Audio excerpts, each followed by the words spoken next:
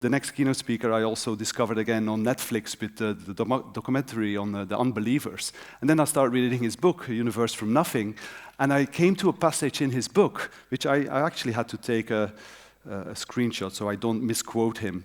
But the quote, that was really for me the drop to say, like, okay, I need to reach out to our next keynote. And the quote says, let me do it correctly, while antimatter may seem strange, it is strange in the sense that Belgians are strange.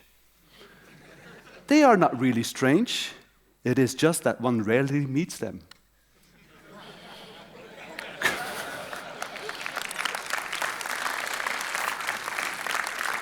That for me, that was, yeah, I'm gonna just mail him. You know, I have a no, I can get a yes.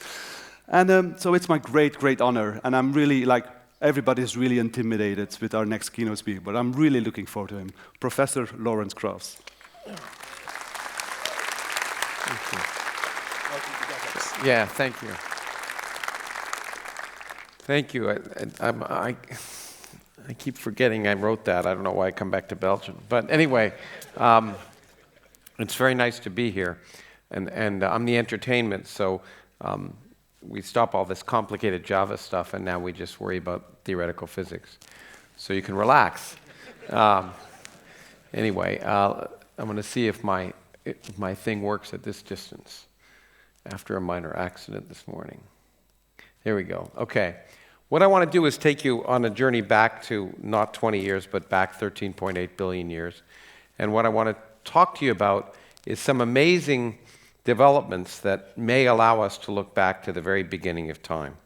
And the good thing about cosmology, unlike Java apps, is that it doesn't affect anyone. And so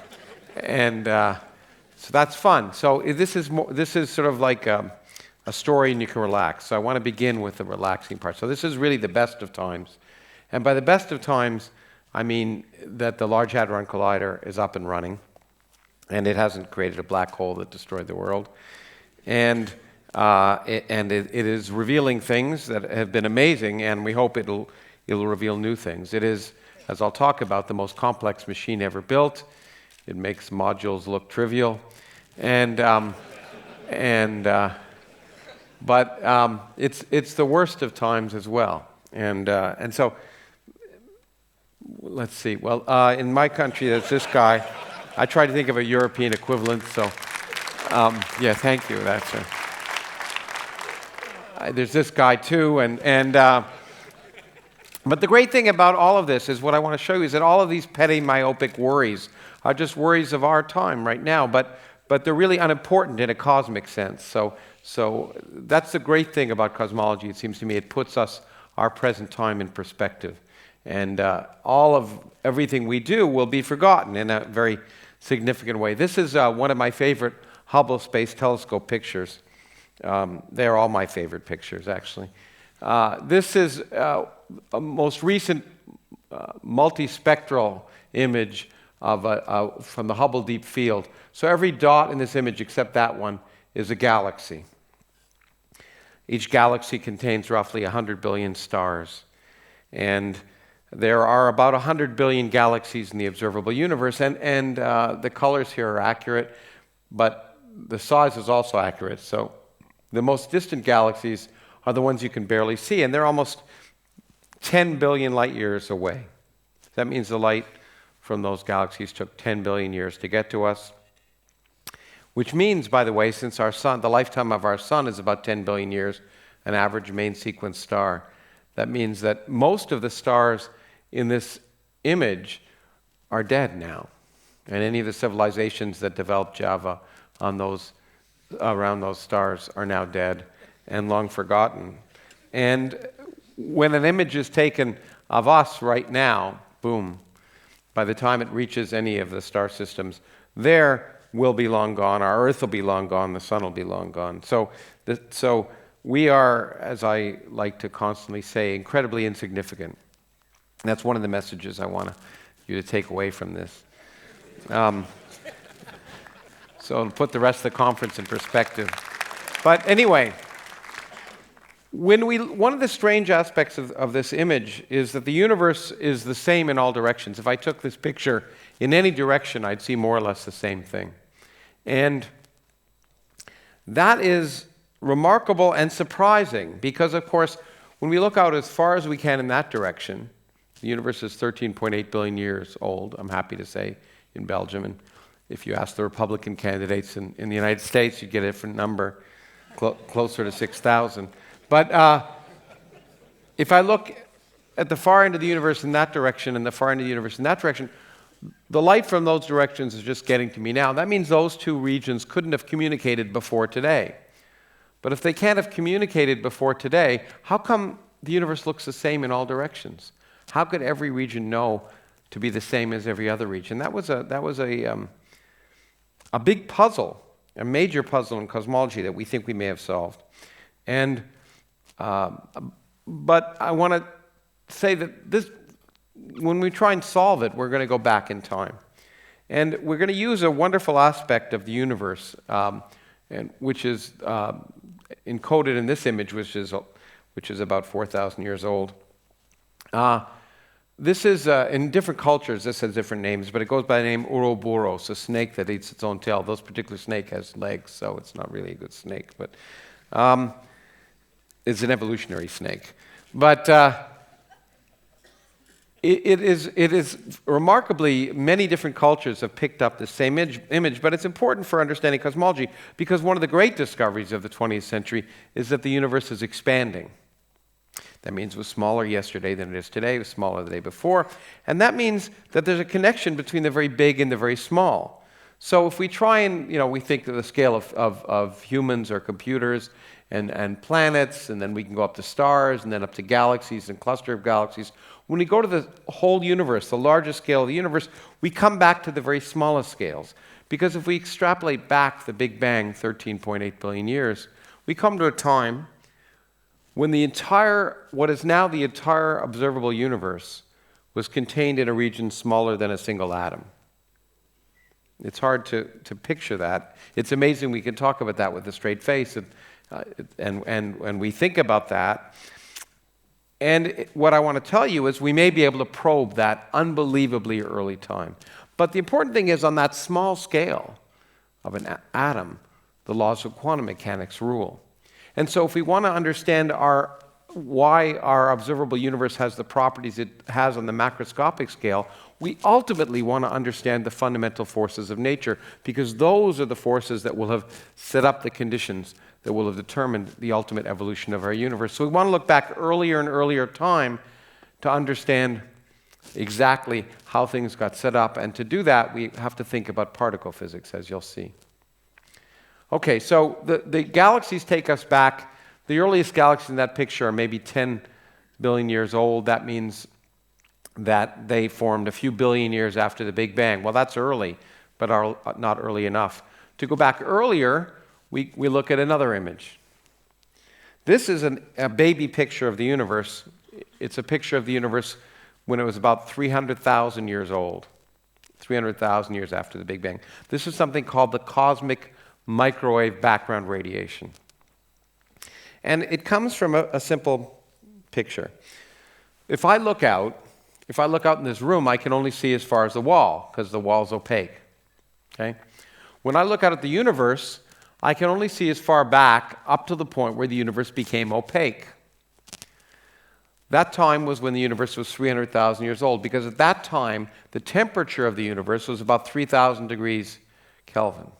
At that temperature, hydrogen, which is the dominant stuff in the universe, gets broken apart into protons and electrons. So you don't have neutral matter before that time. You have what's called a plasma. And a plasma is opaque to radiation, so you can't see through it. So literally, if we look out far enough, the farthest we can see with light is that picture. Because you can never see past that point because the light can't make it to us from earlier times. So if you run the film forward, the universe is a plasma, and when the universe turns 300,000 years old, hydrogen protons capture electrons, matter becomes neutral, the universe becomes transparent, and we can see all the way back there.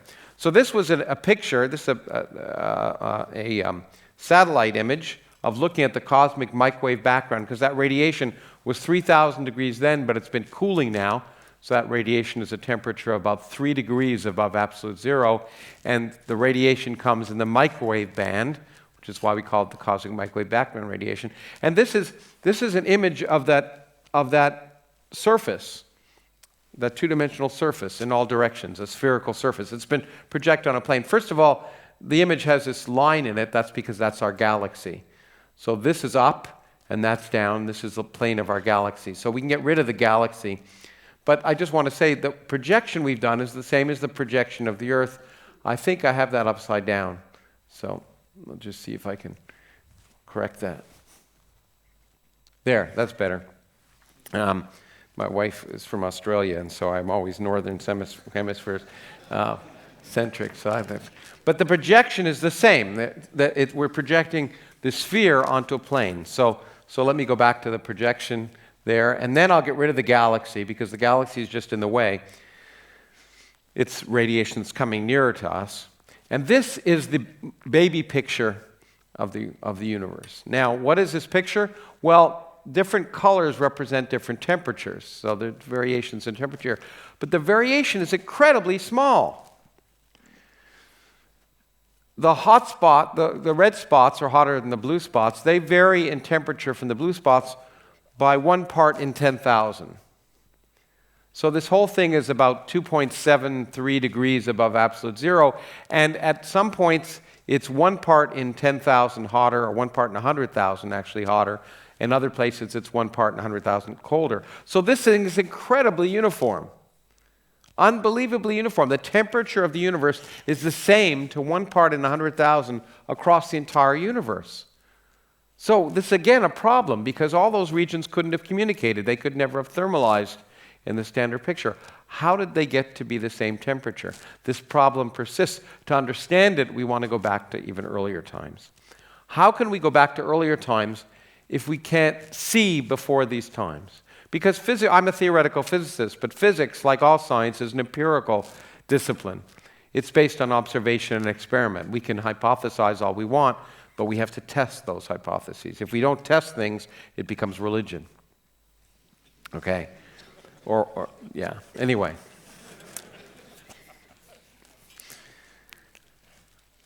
So we can't see before this time. Well, how can we get through that surface?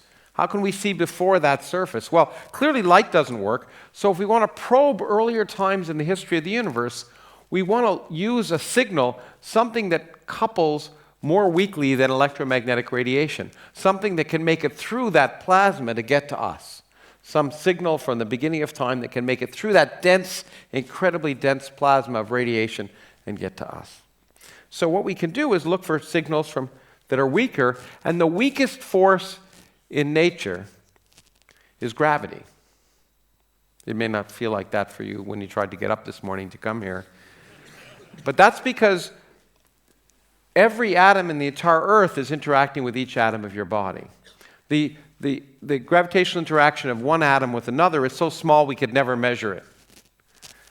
But when you add up the effect of all the atoms on the Earth, you can measure that fact. In fact, I wrote a book about Richard Feynman, who was friends, by the way, with the Queen of Belgium, as I am now.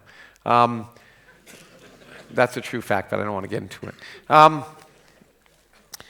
He gave an example. If you want to prove to yourself or a friend how weak gravity is, it's really simple. Take a friend, or maybe not a friend, up to a tall building here downtown, and go up to maybe the 10th floor, and push them off.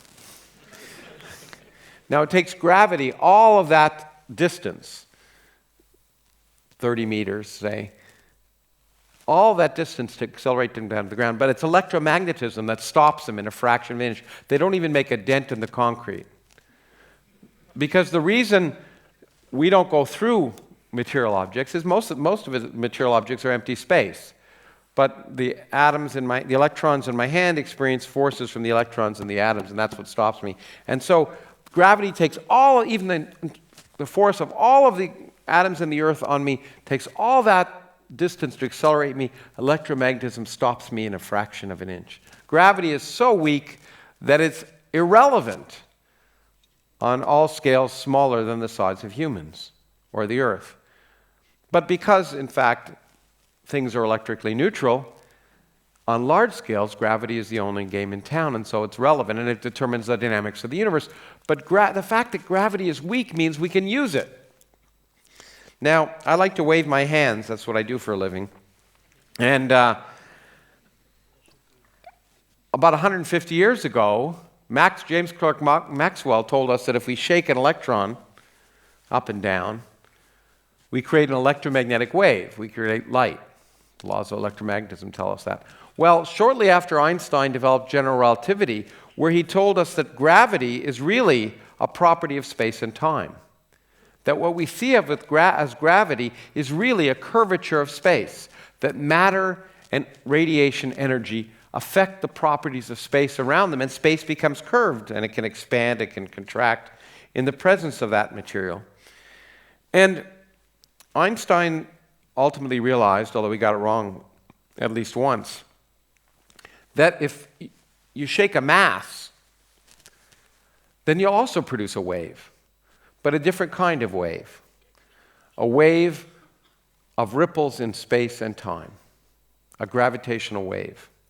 So I think I have a gravitational wave here. Okay, so this is to hypnotize you early in the morning, but if a gravitational wave is coming out of this board towards you right now, what will happen is that space will expand in one direction and contract in another, and then contract in another direction and expand in another. That's happening all the time. Every time I wave my hands, I produce a gravitational wave that propagates out.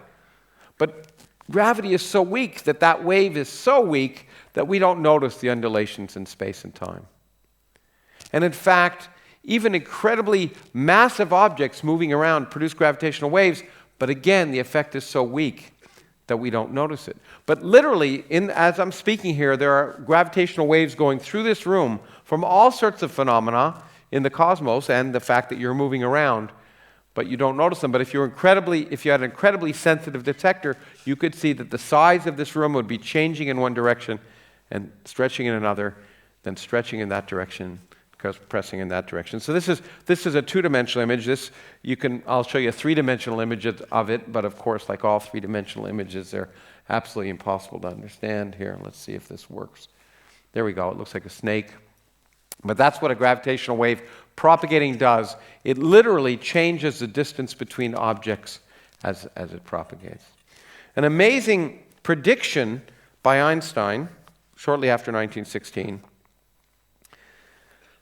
And we've never seen gravitational waves directly.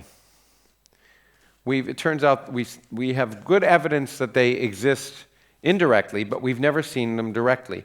In fact, we're building detectors to look for them. And this is a conference of people who are ultimately involved in technology. I want to talk to you about some of the most amazing technology that's ever been made. So let me show you the largest gravitational wave detector in the world. The LIGO detector. This is in Washington State. There's an identical detector in Louisiana. And this was designed to look for gravitational waves, not from moving my hands, but from cataclysmic events in our galaxy. Because if two neutron stars collide, obviously incredible movements of mass will produce gravitational waves that might be detectable. But gravity is pretty weak, and the waves are very small. So this is how we do it. So say a gravitational wave is coming down from above. There are two tunnels, each 3 kilometers long. And if a gravitational wave comes by, then this tunnel will get a little shorter than that tunnel. How can we measure that? Well, we send a laser beam down in both directions and bounce off mirrors coming back. And if the tunnels are the same length, the beams will arrive at the same time. If the tunnels change in length, the beams will arrive at slightly different times. And we can do that using something called interferometry. But the requirements are rather demanding. If these cataclysmic events happening elsewhere in our galaxy cause gravitational waves, the changes in length are very, very small that would be felt on the Earth. So this detector had to be designed, and it is amazing that it works. This detector can now tell the difference. So if this tunnel of length 3 kilometers changes compared to this tunnel, the requirement is that you're able to measure a change in length of a 3-kilometer long tunnel by an amount equal to 1/100th the size of a proton. Okay, think about that. And it is amazing that it works. It works. We're able to do that, but we still haven't seen gravitational waves. And in fact, actually, it's better. About 2 weeks ago, or maybe a month ago, after much work, the detector was upgraded, because it didn't see anything, to be able to tell a difference in length by 1/1000th the size of a proton. And we're pretty convinced that that should be able to detect these cataclysmic collisions of neutron stars and black holes in the galaxy. But it is really a testimony to the ability of experimentalists to be able to do that. When a truck 50 miles away moves along, it affects this more than that amount. You have to isolate this at levels that are almost unimaginable. In fact, tidal effects from the moon change the length of this more than that. So the requirements are such that I'm very happy I'm a theorist, because I I never believed it would work, but it does. Okay, but this is looking for gravitational waves from objects in our galaxy. But what we're really interested in is gravitational waves from the beginning of time. Because if we really want to talk about incredibly massive, energetic things moving around, there's nothing more energetic than the universe itself. And the earliest moments of the Big Bang, when the universe was expanding catastrophically, as I'll describe, we think huge amounts of gravitational waves were being generated. And if we can see those gravitational waves, we can see all the way back to the very beginning of time. This is a possibility which is amazing. And in fact, when I wrote The Universe from Nothing, it was only speculation. But we may be on the threshold to be able to do that. Now, not using this type of detector, but this detector here, or a detector like it. This is a detector called the BICEP detector. It's at the South Pole. It's actually a detector that looks at the cosmic microwave background radiation. And these detectors are quite daunting to build, because here's a BICEP detector and another telescope at the South Pole called the South Pole Telescope. The South Pole isn't cold enough to operate these things, so we have to send down liquid helium, which we do in the summer, because, and this was surprising to me when I first learned it, but we can't go to the South Pole in the winter.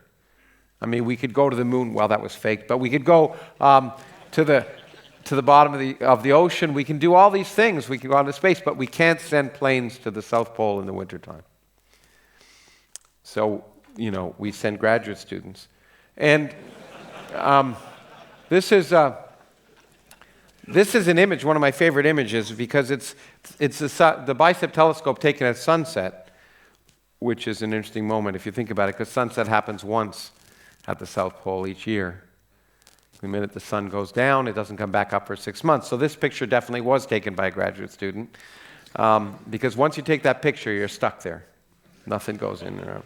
And that's when we do the science, actually, when it's dark and quiet in the South Pole. So this detector was designed to look for a signal in the cosmic microwave background that actually might be a signal from a time that's much earlier. And I want to take you through that signal. Okay, here's a brief history of time.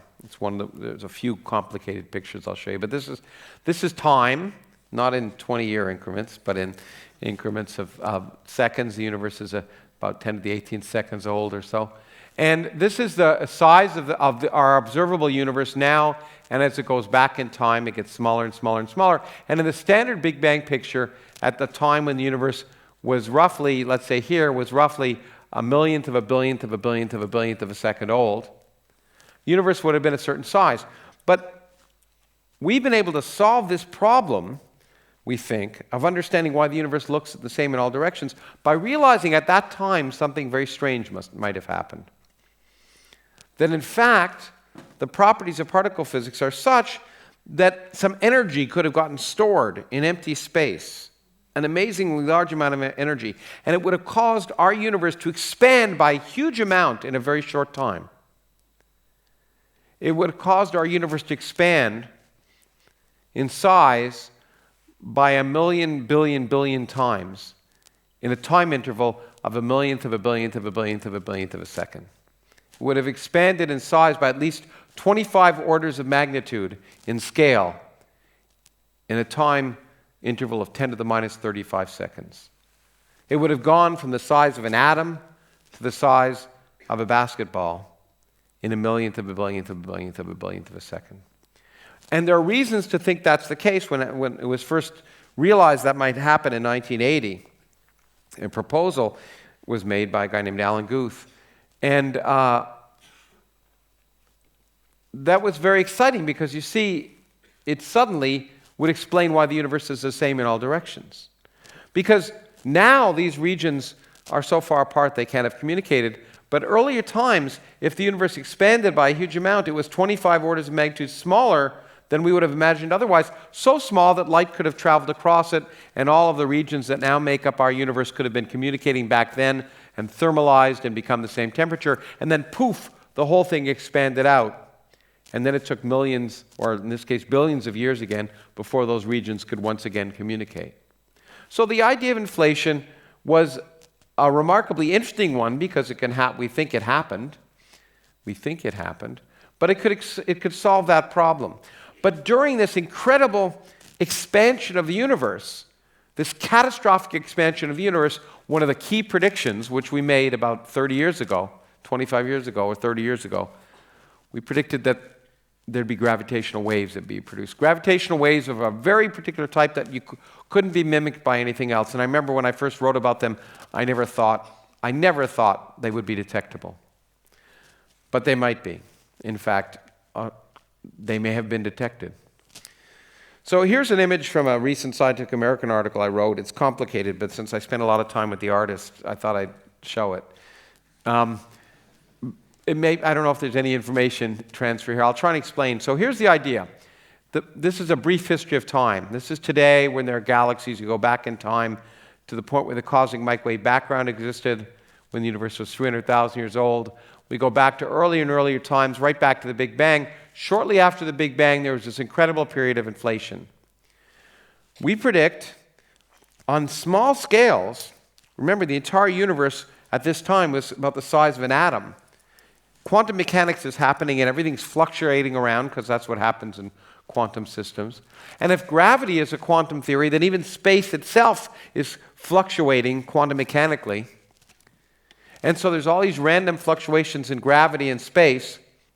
And when the universe blows up, they get frozen in. All those fluctuations get frozen in. Gravitational waves get frozen in. Now they only begin to oscillate once the universe becomes old enough for them to oscillate. A wave with a period of 1 second won't begin to oscillate until the universe is 1 second old. A wave with a period of 300,000 years will begin to oscillate when the universe is 300,000 years old. So here's some gravitational waves produced from inflation. They're produced on all scales, and it starts to oscillate when the universe is, say, a second old, and then it dies off, because that's what happens to gravitational waves as the universe expands. A longer wavelength gravitational wave that, say, has a period of a year starts to oscillate when the universe is a year old. Then it dies off. One that has maybe a period of a century starts to oscillate much later and then dies off. But a wave that has a period of 300,000 years will just begin to oscillate when the cosmic microwave background forms. And what will that do? Well, it'll produce a signal as follows. So the cosmic microwave background occurs as follows. You've got electrons scattering radiation just about to be captured in hydrogen, and an electron here is in a heat bath of radiation, and it scatters that radiation to us today, and we see the microwave background. But if a gravitational wave the size of the whole universe comes along, it causes space to be smaller in one direction and larger in another.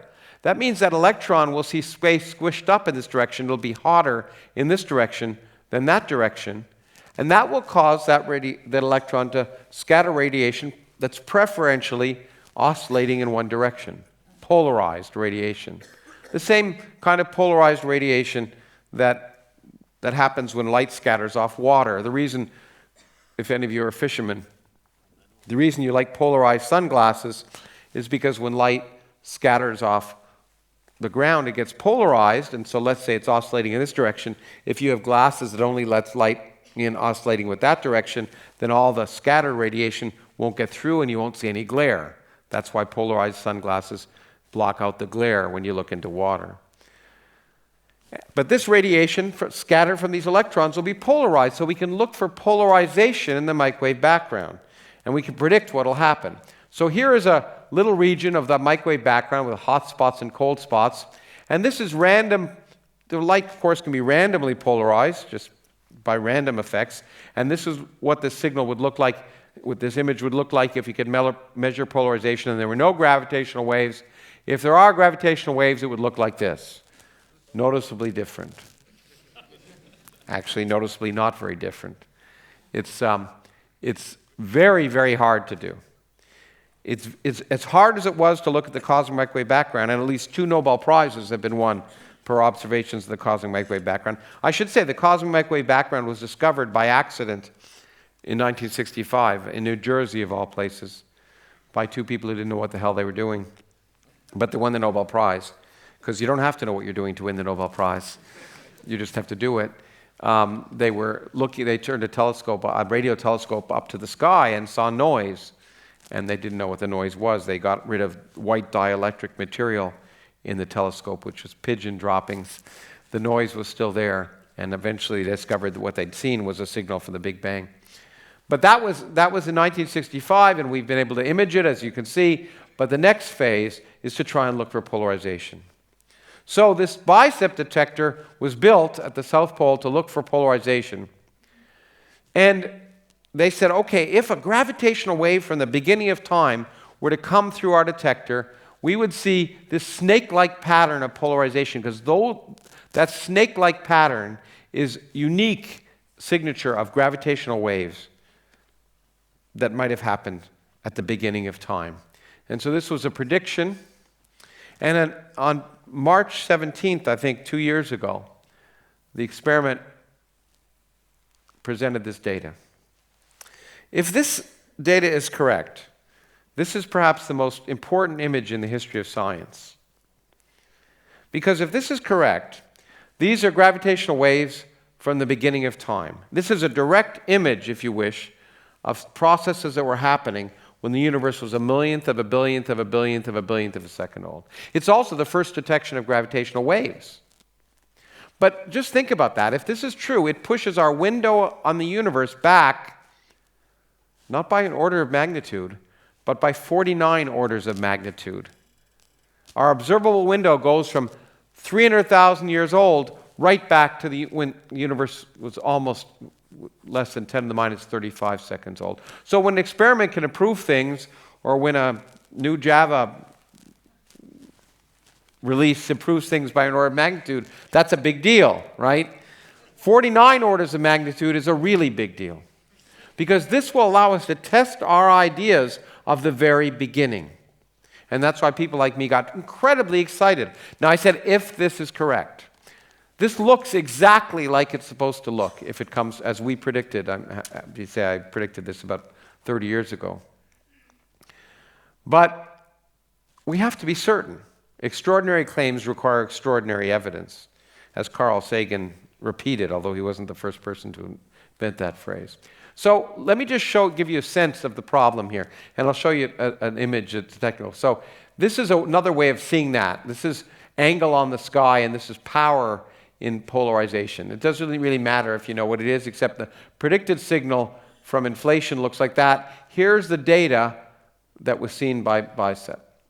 It looks just like it's supposed to look as a function of angle on the sky.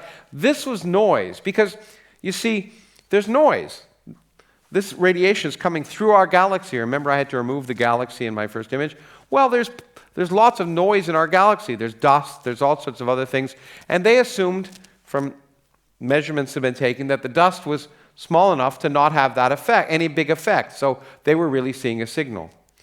Now, there was another experiment called the Planck satellite, a European satellite that's gone up to look at the microwave background. They were very upset by this discovery because they wanted to discover it. But they were able to look at the entire sky and measure the dust in our galaxy. as well as everything else. And they discovered something very depressing. There's a lot more dust in our galaxy than people thought. So they actually, about a few months later, produced an image, and this little peak here is this peak here. So this is the predicted signal from inflation and what they would have measured. And they said, look, dust, polarized dust in our galaxy, because there's magnetic fields and electric fields, and dust can get polarized, and when radiation hits some dust in our galaxy, it gets polarized. And they said, lo and behold, there's enough dust that in principle, it can produce the signal that was seen. Now, the dust produces a flat signal, and you notice this goes up and down, so that suggests that maybe it's a real signal. So these people said, nah, they probably saw dust. These people said, no, we saw gravitational waves of the Big Bang, give us a Nobel Prize. And there was a big debate. Both groups really wanted the other group to be wrong. Both groups had real reasons to think that they were right. So what did these groups do? Did they cut each other's heads off? No. What they did was they got together and said, let's get together and try and look at and combine our data to try and get a better idea of what actually is the case. To me, I represent that because I think it's such an important aspect of science that ultimately our ideology, our religion, our language doesn't get in the way, and the ultimate purpose of all these things is to find out how the universe really works. It brings people together, not like other things like religion. Now, so this is the paper. It came out. So these two groups got together and published a joint paper. We're waiting. And earlier this year, they came out and said, well, you know, this one experiment found a lot of dust in a region centered on the other experiment. The uncertainties are large, and so we had to do a joint analysis to reduce the uncertainties, and that was what was done. And the two groups got together and produced a number of figures. So here is the new data. Here's the old data. So there's some number, and the number wasn't 0, and that number r tells us there are gravitational waves from the Big Bang. This was the original BICEP result. This number r was 0.2 plus or minus some small number. The new analysis on the same scale says that the best fit value of r is 0.05, not 0. But the uncertainties are such that there's only a 92% likelihood that that result is correct. Namely, there's an 8% probability that just random backgrounds, when there's no gravitational waves, will produce that signal. And 92% isn't good enough in physics, at least in this kind of physics. In fact, it's good enough in medicine, but in a real science, Thank you. I'm particularly attuned to that because we have this jerk running for president who's a neurosurgeon. He's proved that you don't have to know anything to be a neurosurgeon. But anyway, the 92% isn't good enough. Normally we would want to know at least to 95%. And really, for a significant discovery, which is telling us we know about the early universe in a way we've never known about it before, we'd want 99.99% likelihood. And it just isn't that. So what we now know is maybe these are gravitational waves from the Big Bang, maybe they're not. We have to improve the experiment to find out. But I want to spend the last few minutes of the talk saying, what if this is a real discovery? What will it tell us that we wouldn't have known otherwise? So I think I gave the actual data, but it's basically, it says what I just said in a more technical way. What if this signal is right? Well, it'll tell us some things that are amazing. Why does inflation happen? Inflation happens in the early universe because the universe gets stuck. Here in Antwerp, if it were to get very cold today, very quickly, there would be water on the ground, and that water wouldn't turn to ice because cars would be driving through it, and it gets stirred around, and so the temperature could fall well below 0 Celsius, and the water would remain water until it was still for a little while. Then suddenly, boom, it would form ice, which is dangerous, black ice. Okay? When that ice forms, a lot of energy is released. That's what we call a phase transition in physics, liquid changing to solid. When that happens, if the liquid is still liquid at a temperature far below where it's supposed to be, energy gets released in that process. Well, what we think happened in our early universe is that the universe got stuck in some state that wasn't the correct state as the universe cooled down, and eventually that energy got released as the universe basically went to its new ground state. There was a phase transition, and all that energy got released. We call this a false vacuum. We call that the true vacuum. But when the universe is stuck up there, that's when you get inflation, because it turns out if you put energy in empty space, literally the universe is in the wrong state, so there's energy stored in empty space. There's nothing there, but there's energy stored in it. That energy is gravitationally repulsive. I mean, all of you who took physics, and many of you had to probably take it to get to where you are now, know that gravity sucks. It always pulls. But in fact, it can blow as well. If you put energy in empty space, gravitation becomes repulsive. And so if energy gets stuck in empty space for a little while, that causes this incredible period of inflation. This happens because the universe gets stuck in some state. There's a phase transition. Now, that really means the properties of the universe change. The properties of matter change. The properties of the forces between elementary particles change when a phase transition happens. Now, we know there are various phase transitions that happened when the universe evolved. For example, when the universe was only a millionth of a second old, we know there was a phase transition because there are two forces in nature. In fact, a Belgian won the Nobel Prize last year for the discovery of the fact that there are two forces that appear very different. The electromagnetic force and another force called the weak force. They appear to be very different, but when the universe was only a millionth of a second old, those two forces looked identical. Then as the universe cooled, there was a phase transition, and one force began to look very different than the other. And Francois Englert, along with Peter Higgs, proposed a mechanism to understand that. So we know those kinds of phase transitions happen. But the interesting thing is, from particle physics arguments, we expect there would be a phase transition at a time when the universe was a millionth of a second old. Because there are three forces in nature other than gravity: the electromagnetic force, the weak force, and the strong force. And they're very different. They're very different strengths on the scales we measure now. But the amazing thing that we've learned is that quantum mechanics tells us the strength of forces changes as you go to smaller and smaller scales or higher and higher energies. Electromagnetism gets stronger, as does the weak force. But it turns out the strong force gets weaker. So these forces are very different in magnitude on the scale we measure today. But if we go 16 orders of magnitude a scale smaller than the size of the proton, they start to look very similar. In 1975, people said, you know what, maybe all the forces come together and get unified at this incredibly small scale. And it was a good idea, but when we actually measure the strength of these forces, as we can do, and plug in the known particles in nature to do the calculation, we find out that the forces don't unify. But it was realized that if you added a new kind of symmetry of nature that many of us expected to exist, something called supersymmetry, at a scale that might be probed at the Large Hadron Collider, it changes everything, and all of the forces of nature will get unified at a single scale. And at that scale, what will happen is when the universe has a temperature higher than this amount at early and early times, all the forces will look the same. As the universe cools down to where the temperature gets to this point, suddenly the forces will begin to look different. That's a phase transition.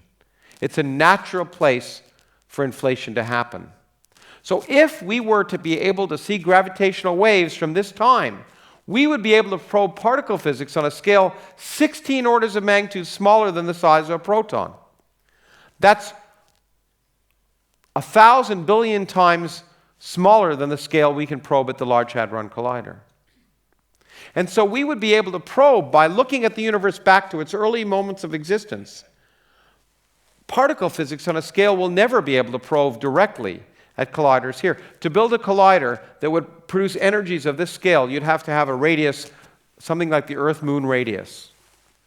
And it's hard enough to get governments to agree to build the Large Hadron Collider much less that. But we can begin to probe these ideas other places, not just with gravitational waves. In fact, here's one place where we are also probing these physics. This is another amazing bit of technology.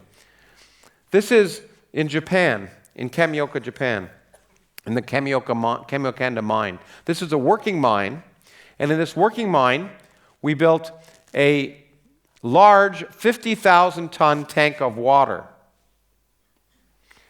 surrounded by 12,000 phototubes. Here's some physicists on a little floating boat as the thing is being filled up. And this tank had to be kept with the purity of a clean room in the middle of a working mine. And what was happened is we filled it up with 50,000 tons of water and we left it in the dark. Why? Because it turns out if the three forces of nature come together at the scale I've just described, then, and for Antwerp it's a real problem, diamonds aren't forever. Because even matter will be unstable. We can predict that protons will decay. But it's okay, you don't have to sell your diamonds because protons will decay, we predicted, with a lifetime of 10 to the 30th years. How could we probe that? We use probability.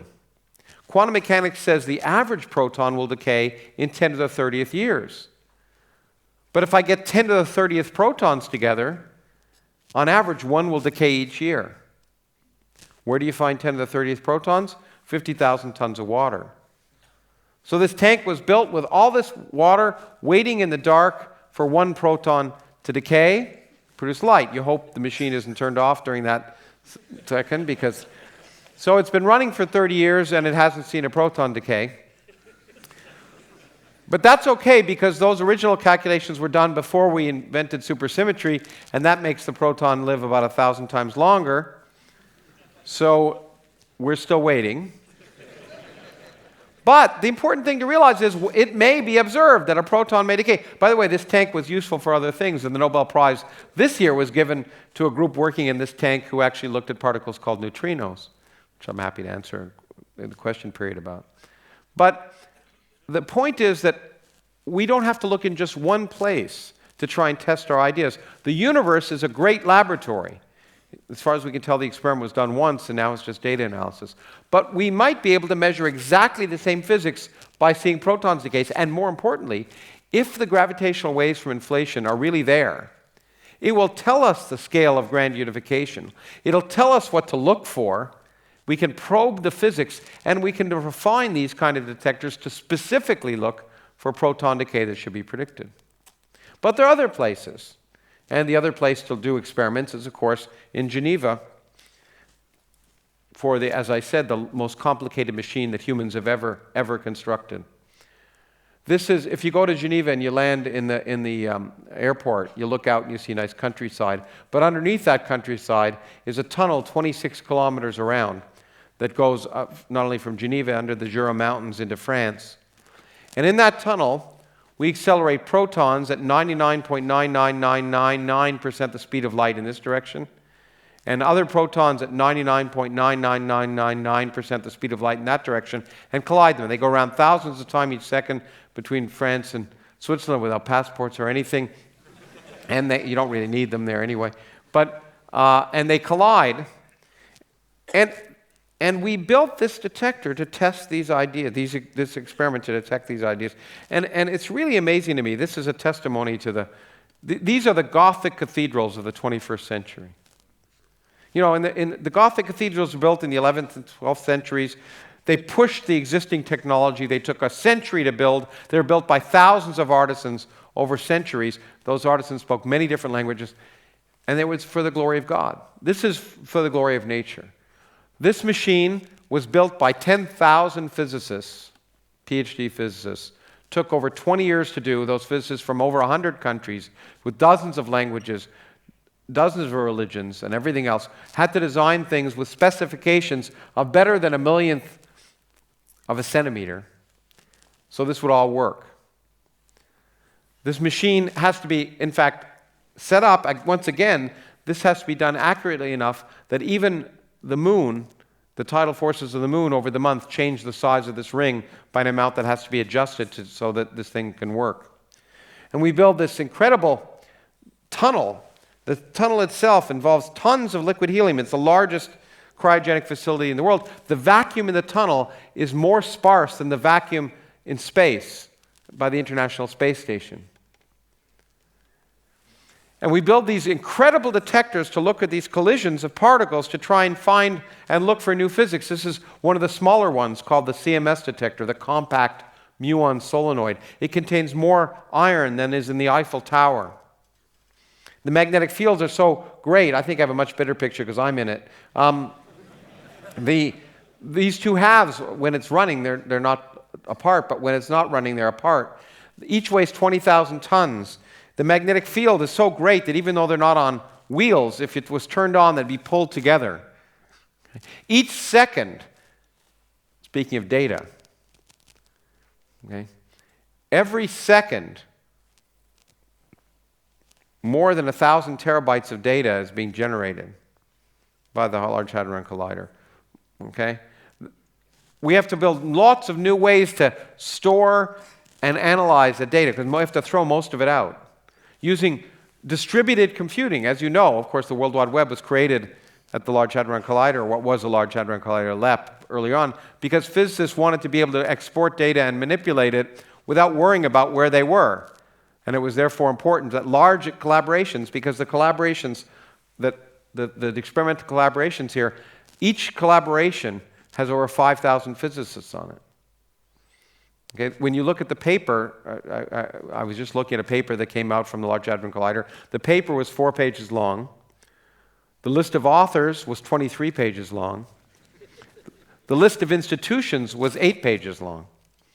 These are incredibly complex. This is literally the most complex machine that was ever designed, as I say. And here's the other one called Atlas. Well, these detectors. Let me go back, I guess, before I talk about as you know, they saw the Higgs particle. And as Mr. Engler and Mr. Higgs won the Nobel Prize because this validated the prediction that two forces in nature were once the same. But what we really expected most of us to see well before the Higgs, in fact, we didn't even know if it would detect the Higgs, was these new particles in nature due to supersymmetry. The Large Hadron Collider is now up and running again with twice the energy that it had before and higher intensity. And if supersymmetry exists as a force of nature, as a new symmetry of nature, then we may detect it in the next year or two at the Large Hadron Collider. If we do, it will tell us our ideas about grand unification are correct. If it doesn't, it'll tell us we'll have to revise them. So we're probing the very earliest moments of time in lots of different ways. And we don't know what's going to happen. But the last thing I think I want to tell you about, because I think it's amazing, and when I wrote The Universe from Nothing, I talked about something called the multiverse, which is a current, one could say fad, but an idea in physics that has changed the way we think of the universe. We used to define the universe to be everything, but that's a pretty crappy definition because it really isn't operational. If you wanted to implement it in a code, it wouldn't really be effective. Okay? So operationally, we now talk about the universe to be that region of space with which one day we can communicate or we could have communicated before. So it's the locus of points that we could ever communicate with. That's a sensible definition of our universe because it's the region over which we can have empirical evidence. And now it turns out if there's inflation, it turns out it's most likely that our universe isn't unique. Because remember, inflation is like water freezing. Okay? Well, water freezes at different points. The little seeds happen, and liquids suddenly form ice here or there, and icicles on a window pane in the winter. And if inflation happened, things get stuck. But inflation will end at one point at a different time than another point. And so when inflation ends, you get a big bang. So our entire universe could come from some small region where inflation ended. But there can be other regions that are still inflating now, other regions of space that haven't yet ended inflation. And in fact, we predict, if inflation is correct, that inflation is eternal. That there are universes far beyond the realm we'll ever be able to see that are about to be created. And it turns out each way inflation ends, the forces of nature can be different in that new universe. So it could be that the forces of nature in our universe are what they are as an accident, that in other universes they'd have different behaviors. All of this is very speculative, but well motivated, unlike religion. But we talked about it, and it may explain some curious features of our universe that I dealt with in my last book. But the interesting thing is that was all speculation. It was metaphysics. But we can turn metaphysics into physics because you see, if we can measure gravitational waves for inflation, here's the idea of inflation. Background space is expanding, inflation ends at some point, and the universe, and all that energy is released in a hot Big Bang, and eventually the universe forms. In another region, there may be another Big Bang, but the laws of physics are different, so there may be no galaxies in that universe, a lot of galaxies in this one, etc. I think I have another picture of that. So it could be that in the metaverse or multiverse, there are many different universes. They'll never communicate with each other because the space between them is expanding exponentially fast. So as I say, it sounded like metaphysics. But if we can measure that inflation happened, if we can measure gravitational waves from inflation, we can determine the process by which inflation happened. We can determine whether inflation will be eternal, and we will know indirectly that those other universes exist. It's just like a little over 100 years ago when atoms were first proposed. No one ever thought you'd be able to see atoms directly, but all the indirect evidence suggested atoms existed. Now it turns out we can image them. But if we can measure gravitational waves from inflation, then we'll turn metaphysics into physics. We'll be able to experimentally determine that there must be other universes out there in which the laws of physics may be different. This is something that honestly, a decade ago, we would have thought was just impossible. We would have thought it was the realm of theoretical physics. It turns out that this also will allow us to see if gravity is a quantum theory, but I won't talk about that today because I'd like to end on time. I just want to say that this is an amazing journey back to the beginning of time. We're not there yet, but starting looking at their galaxies and imagining what's out there, we've been able to use the most amazing technologies you can imagine to probe for earlier and earlier times and learn about the universe on scales that we would never have imagined we could ever see before. Certainly when I was a graduate student, I would never have imagined that we'd ever be able to test these ideas. And learn not only that we're insignificant, but that the future is miserable. Because it turns out if there's energy in empty space, the expansion of the universe will continue and turns out faster and faster and faster, and the rest of the universe will disappear. So we're living at a very special time. The only time when you can observationally verify we're living at a very special time. And so those are the two things I want to tell you about. We have learned with our modern technology, by going back to the earliest moments of the universe, that everything you're doing at this conference is insignificant in a cosmic scale, and that no matter what you do in the future, it'll all be forgotten. Thank you very much.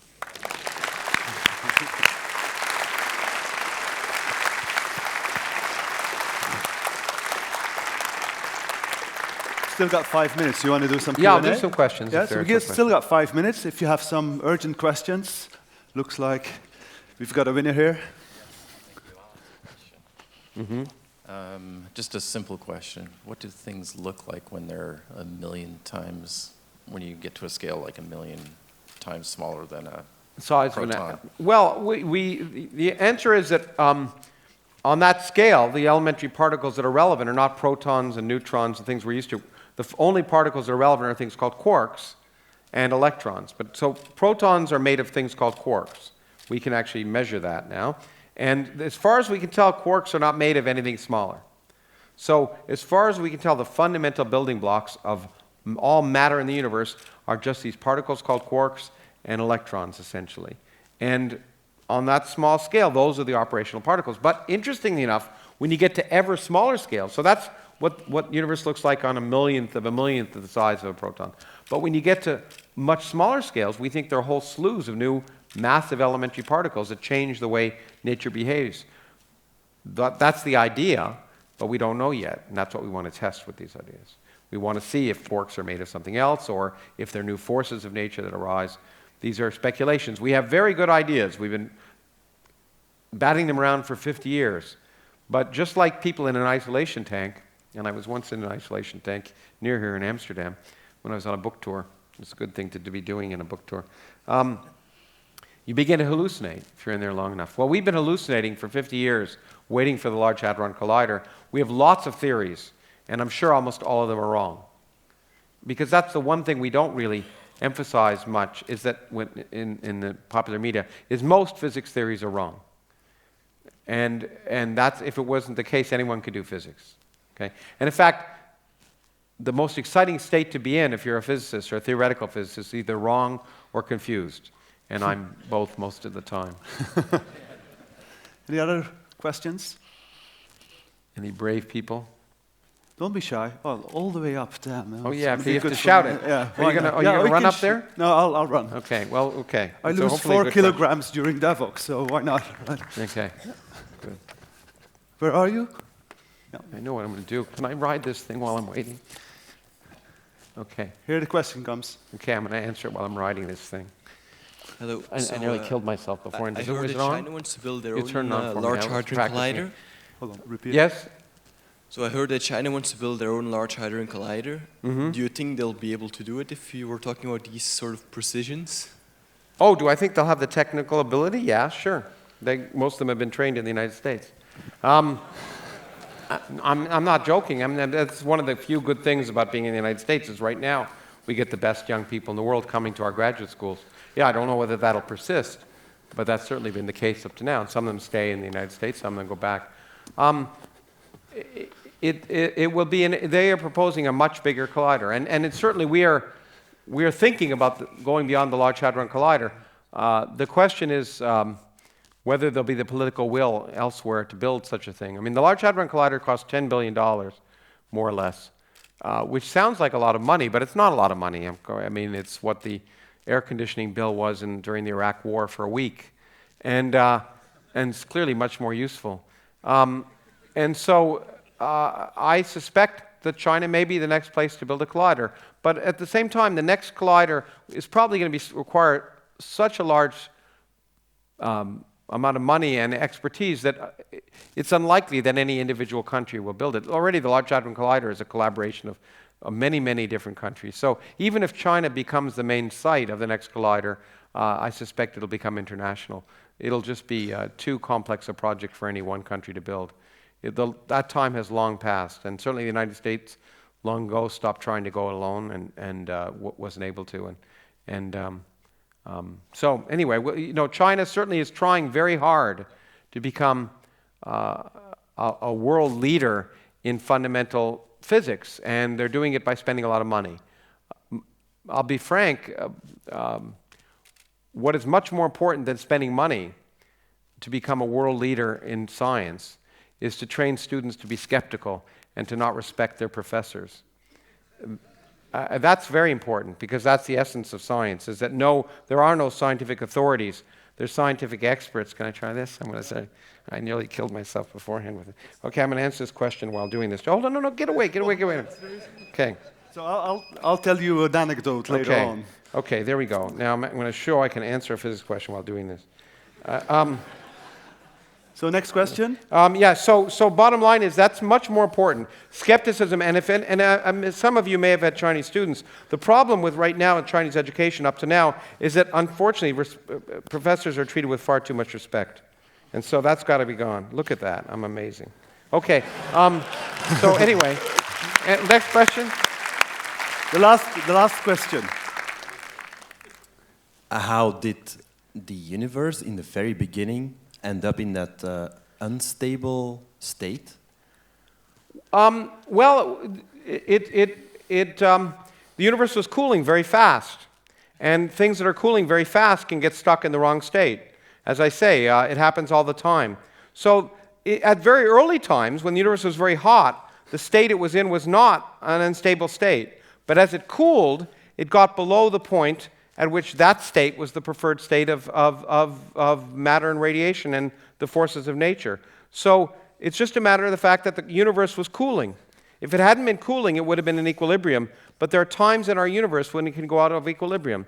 And the amazing thing to me, and I've just written my new book is largely is to some extent about this, is it reinforces the notion that we're here as a cosmic accident.